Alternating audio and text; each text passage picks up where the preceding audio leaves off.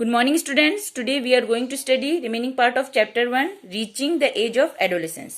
पिछले पीरियड में हमने प्यूबर्टी के बारे में पढ़ लिया था और प्यूबर्टी के दौरान बॉडी में होने वाले चेंजेस के बारे में भी पढ़ लिया था. आज हम पढ़ेंगे role of hormones in initiating reproductive function. That means reproductive function के शुरुआत में हार्मोन्स का हमारे बॉडी में क्या रोल होता है उस बारे में पढ़ेंगे. Endocrine glands release hormones into the bloodstream to reach a particular body part called target site. Endocrine gland जो है हमारे ब्लड स्ट्रीम में क्या रिलीज करते हैं, हार्मोन्स, और वो कहाँ पहुंचता है, एक पर्टिकुलर बॉडी पार्ट में पहुंचता है जिसको कि हम टारगेट साइट कहते हैं. The target site respond to the hormone, और वो टारगेट साइट उस हार्मोन को रिस्पॉन्स देता है. There are many endocrine glands और ductless gland in the body. हमारे शरीर में बहुत से जो है एंडोक्राइन ग्लैंड्स पाए जाते हैं. The testes and ovaries secrete sex hormones.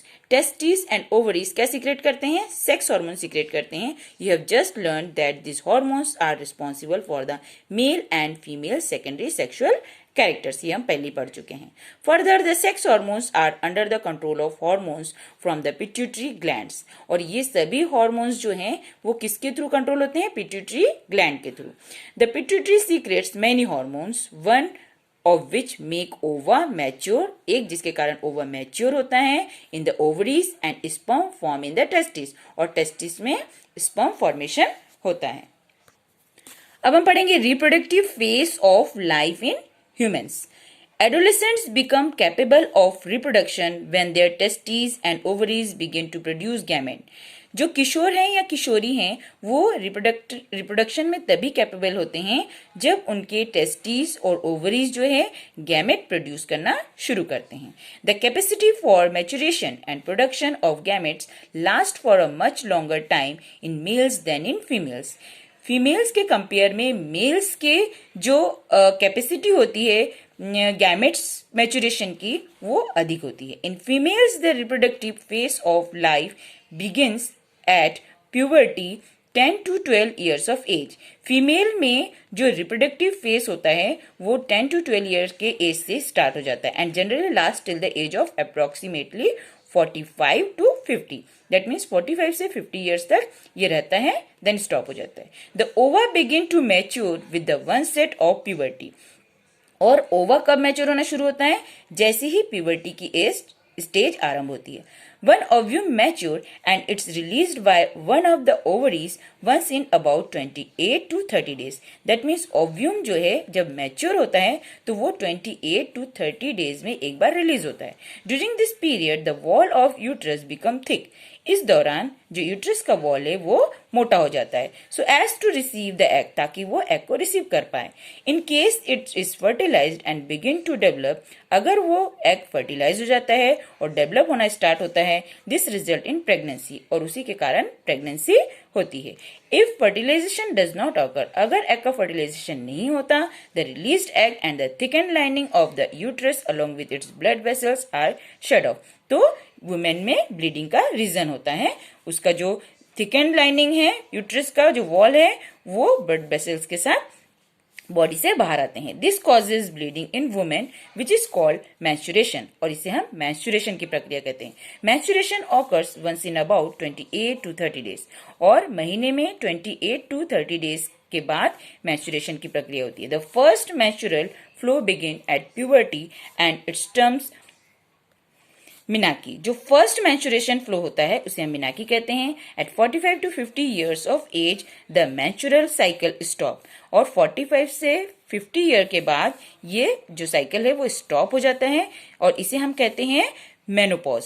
Initially menstrual cycle में बी इरेगुलर, शुरुआत में ये इरेगुलर होता है. It takes some time to become regular, और इसे रेगुलर होने में कुछ समय लगता है. Menstrual cycle is controlled by hormones. Natural cycle भी हार्मोन द्वारा कंट्रोल होते हैं. The cycle include the maturation of the egg.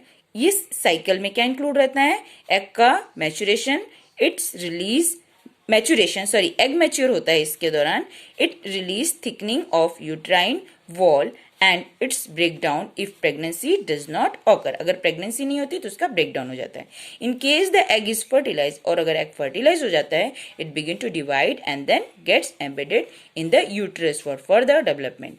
और अगर उसका फर्टिलाइजेशन हो जाता है देन वो डिवाइड होता है और यूट्रस के वॉल में वो स्थिर हो जाता है आगे के डेवलपमेंट के लिए। नेक्स्ट है, how is the sex of the baby determined. किसी भी बेबी का सेक्स किस तरीके से डिटरमाइंड होता है, निर्धारित होता है, बॉय और girl.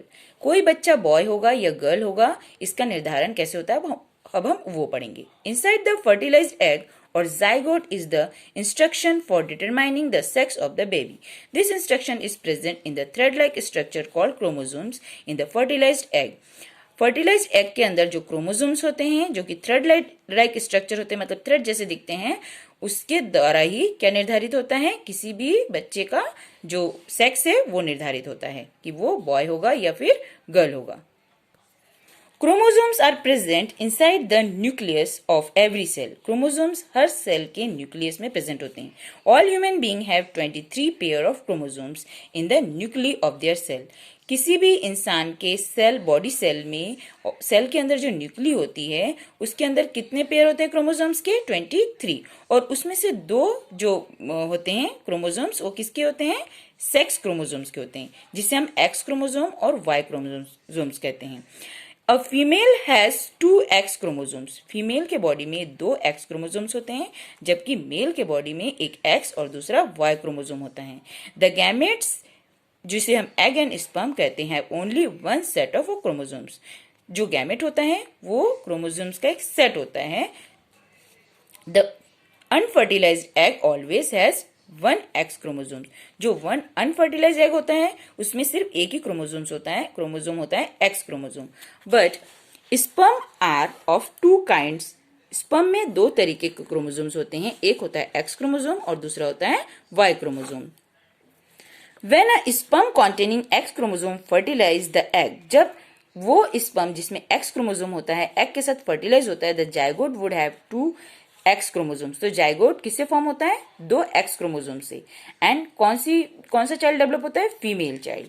If the sperm contributes Y chromosomes to the egg, अगर स्पर्म में Y क्रोमोसोम होता है और वो एग के साथ फर्टिलाइजेशन का प्रोसेस करता है, तो जो जाइगोट फॉर्म होता है वो किस में डेवलप होता है, मेल चाइल्ड में। इस तरीके से X और X क्रोमोसोम मिलके गर्ल चाइल्ड होता है, गर्ल चाइल्ड बनती है, और X एंड Y क्रोमोसोम्स का फर्टिलाइजेशन होता है तो बॉय चाइल्ड बनता है। इस तरीके से बॉयज का होना किसके ऊपर निर्धारित रहता है, किसके ऊपर डिपेंड करता है, फादर के ऊपर, क्योंकि Y क्रोमोसोम जो होते हैं वो सिर्फ मेल के अंदर ही होता है और लेडीज के अंदर सिर्फ X क्रोमोसोम होता है।